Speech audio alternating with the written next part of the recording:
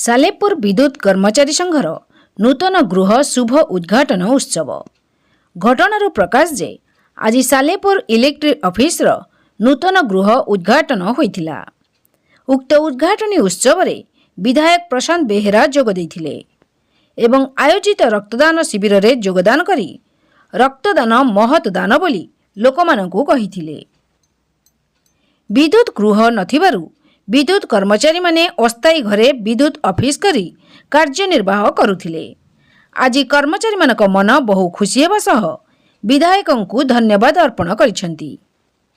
उक्त कार्यक्रम रे विधायकंक सह कटक मेयर श्रीजुक्त सुभाष सिंह महोदय मध्य उपस्थित होइथिले। एही महत् कार्य पई सालेपुरवासी विधायकंकु भूरी भूरी प्रशंसा करिसंती। सालेपुर अमित अंशुमान साहू का रिपोर्ट, दुर्गा न्यूज 24 ओडिया।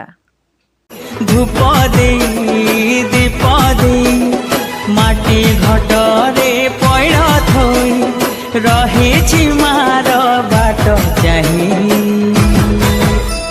जय जय दुर्गा माँ, जय जय दुर्गा माँ, जय जय दुर्गा माँ, जय जय माँ, जय जय दुर्गा माँ, जय जय दुर्गा माँ, जय जय दुर्गा माँ, जय जय।